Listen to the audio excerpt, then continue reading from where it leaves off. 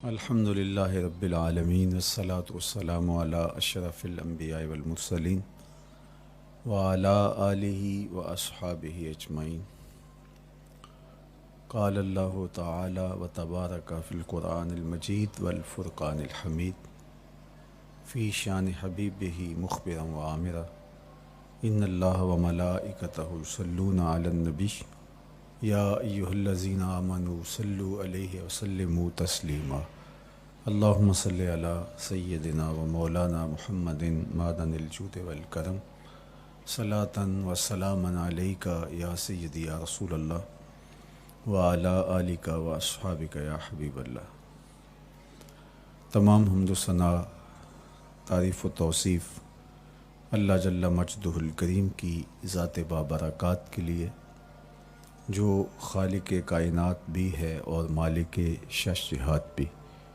اللہ جل وعلا کی حمد و ثنا کے بعد رسول رحمت، شفیع معظم، نبی محتشم، حضور ختمی المرتبت صلی اللہ علیہ وآلہ وسلم کے حضور ناز میں اپنی عقیدتوں، ارادتوں اور محبتوں کا خراج پیش کرنے کے بعد واجب الاحترام، ذوی الاحتشام، عالی مرتبت، محتشم سامعین، سامعات، السلام علیکم ورحمۃ اللہ وبرکاتہ۔ موسم رحمت، ربیع الاول کی بہاریں جلوہ ساماں ہیں، اور میں اور آپ حضور کے تذکار حسن کی خوشبو لینے موجود ہیں۔ آقا کریم علیہ السلام کے جمال جہاں آرا کی تابانیاں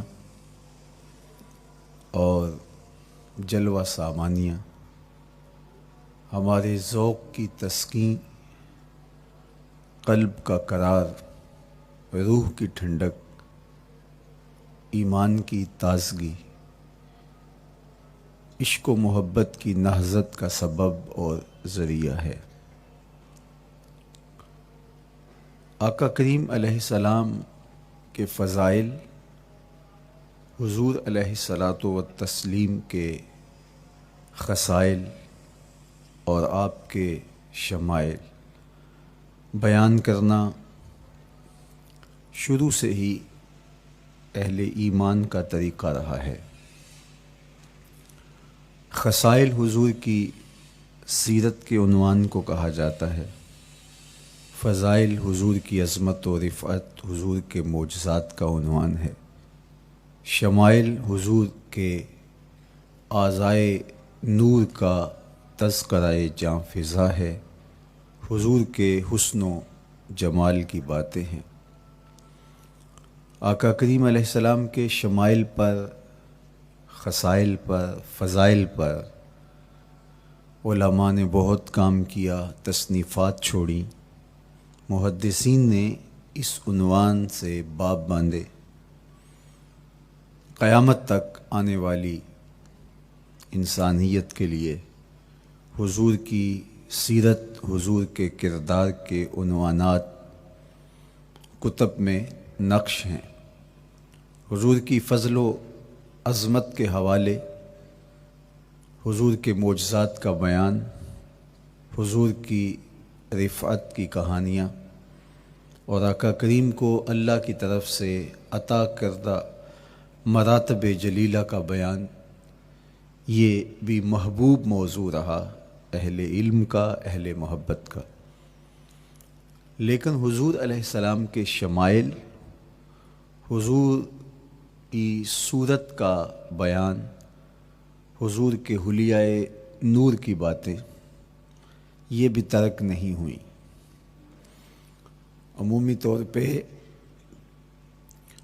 ہم شخصیات کے کردار کے حوالے سے، ان کی عادات کے حوالے سے، ان کے خصائل کے حوالے سے، ان کی تعلیمات کے حوالے سے پڑھتے ہیں۔ ان کے شمائل کے حوالے سے اتنی زیادہ تفصیلات نہیں ہوتی، لیکن کائنات میں ذات رسالت مآب صلی اللہ علیہ وآلہ وسلم وہ ذات ستودہ صفات ہے جن کے شمائل کو اس تفصیل سے بیان کیا گیا کہ یہ بھی صحابہ نے بیان کیا کہ حضور کے سر انور اور مبارک داڑھی میں سفید بال کتنے تھے۔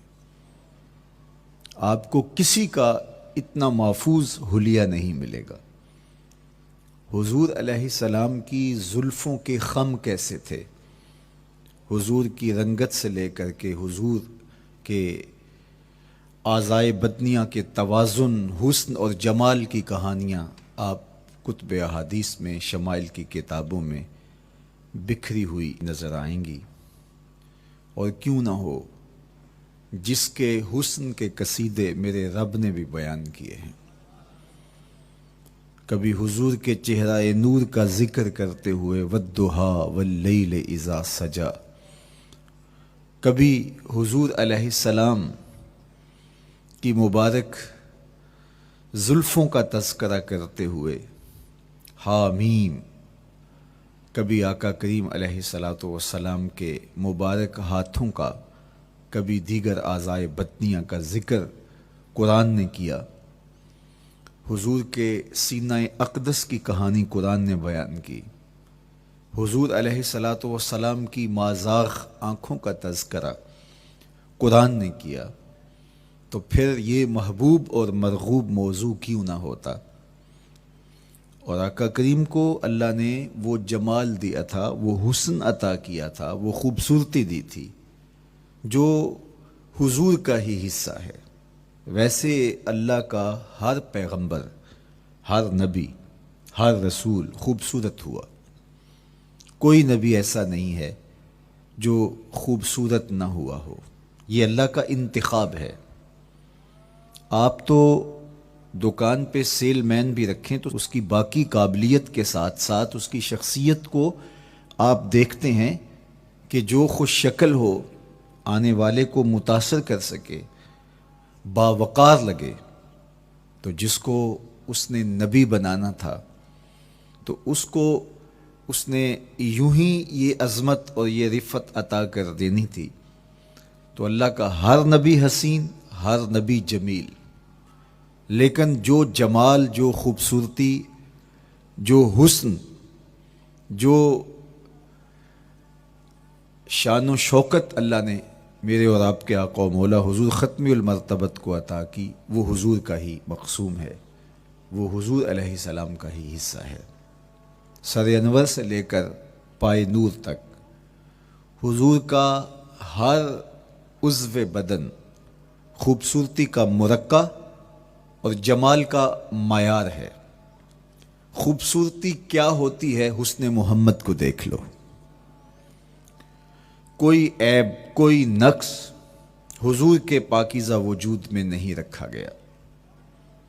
خلقت مبرأ من کل عیب، حضور کے سامنے حضرت حسان بن ثابت نے یہ پڑھا اور آقا کریم نے اس پر خوشی کا اظہار کیا اور اللہ کی بارگاہ میں دعا کی، اللہم ایدہ بروح القدس، جبریل امین سے اللہ اس کی مدد فرما۔ تو انہوں نے یہ بات کہی کہ آپ کو ہر عیب سے مبرہ رکھا گیا ہے، آپ کا پیکر نور، آپ کا وجود مسعود حسن و جمال کا ایسا مرقع بنایا گیا کہ جس میں کوئی نقص نہیں رکھا گیا۔ صوری حسن بھی عطا کیا گیا، مانوی حسن بھی عطا کیا گیا۔ حضور کے اعضاء کا جو ظاہری حسن تھا وہ بھی اپنی مثال آپ تھا، اور جو باطنی جمال اور باطنی حسن اور باطنی کمال عطا کیا گیا تھا وہ بھی اپنی مثال آپ ہے۔ اگر حضور علیہ السلام کے مبارک ہاتھوں کو جمال دیا گیا ہے، لیکن جو توانائی عطا کی گئی، جو طاقت عطا کی گئی، ید اللہ کے جو جلوے ان ہاتھوں میں رکھے گئے، وہ بھی ایک دل آویز کہانی ہے۔ اگر آنکھوں کی پتلیاں خوبصورت ہیں اور آپ کی مبارک آنکھوں کی چمک سے کائنات اس کو دیکھ کر کے مبہوت ہو جاتی ہے، مازاق کے کجلے اس میں رکھے گئے ہیں، لیکن اس کا معنوی حسن بھی دیکھیے کہ حضور بیٹھے مدینے میں ہیں اور جنت کا مشاہدہ کر رہے ہیں۔ وہ توانائی بھی عطا کی گئی کہ جس طرح روشنی میں دیکھا جاتا ہے حضور اسی طرح اندھیرے میں دیکھتے ہیں۔ فرمایا صحابہ صفیں سیدھی رکھا کرو، مت سمجھو کہ میں صرف آگے دیکھتا ہوں، میں آگے بھی دیکھتا ہوں، میں پیچھے بھی دیکھتا ہوں، میں تمہارے رکوع بھی دیکھتا ہوں اور دلوں میں پیدا ہونے والے خشوع بھی دیکھتا ہوں۔ اقبال بولے اے فروغت صبح آثار و دہور، چشم تو بی نندائے ما فی الصدور۔ لوگوں کی نظریں تو سینے کے اوپر دیکھتی ہیں، اے آمنہ کے در یتیم تیری نظر تو سینے کے اندر چھپے راز بھی دیکھتی ہے۔ تو صوری حسن بھی اور معنوی حسن بھی اللہ نے اپنے محبوب کو عطا کیا، اور اللہ جل شانہ نے وہ جمال دیا حضور کو کہ جو دیکھتا وہ دیکھتا ہی رہ جاتا۔ ایسی چمک، ایسی رانائی، ایسی خوبصورتی اور ایسا جمال تھا، دیکھنے والے کہا کرتے ہیں اللہ اللہ، یاد آتا ہے خدا دیکھ کے صورت تیری۔ کتنے لوگ ہیں جنہوں نے صرف حضور کے چہرے کو دیکھا اور لبوں پہ کلمہ جاری ہو گیا۔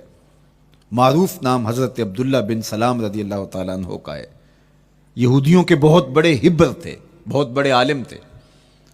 حضرت یوسف علیہ السلام کی اولاد سے تعلق تھا، اور اس معاشرت میں ایک وقار کی مسند پہ براجماں رہتے، لیکن جو ہی حضور علیہ السلام مکے سے ہجرت فرما کے مدینہ تشریف لائے تو یہ حضور کو دیکھنے آئے۔ با فضل الصدقہ اٹھا کر دیکھیے کہ ایک مناظرہ ترتیب دیا انہوں نے کہ ان سے یہ بات کروں گا، یہ سوال کروں گا، یہ اعتراض اٹھاؤں گا، لیکن جب حضور کی مجلس میں پہنچے اور آقا کریم علیہ السلام کے رخ زیبا کو دیکھا تو سارے سوال بھول گئے۔ رومی بولے اے لقائے تو جواب ہر سوال، حل شود ہر مشکلت بے کی لوکال۔ تیری ملاقات ہی تو سارے سوالوں کا جواب ہے، تیرا ایک بار دیکھ لینا ہی تو سارے مسئلے حل کر دیتا ہے۔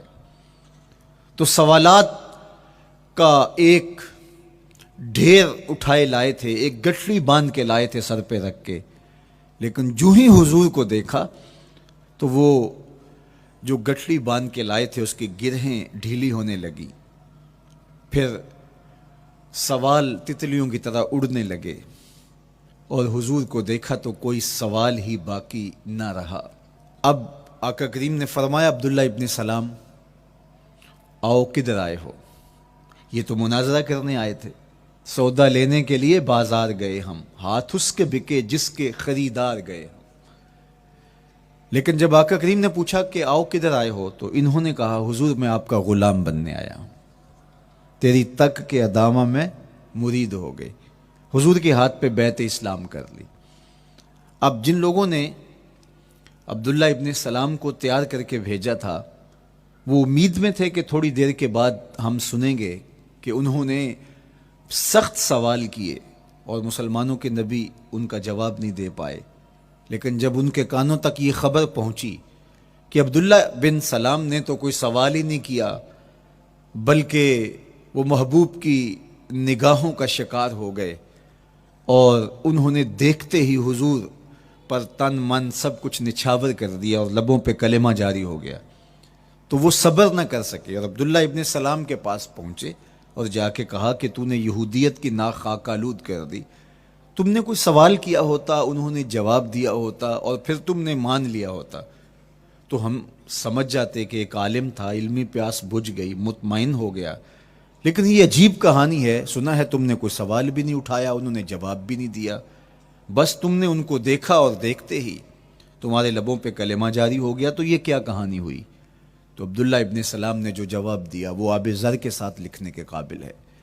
انہوں نے کہا کہ یہ بات میری سمجھ میں بھی نہیں آئی، جب میں اس آقا و مولا کی چوکھٹ پہ پہنچا اور میں ان سے سوال کرنے کے لیے لفظوں کو ابھی ترتیب ہی نہیں دیا تھا کہ میری نظر ان کے جمال جہاں آرا پہ پڑ گئی۔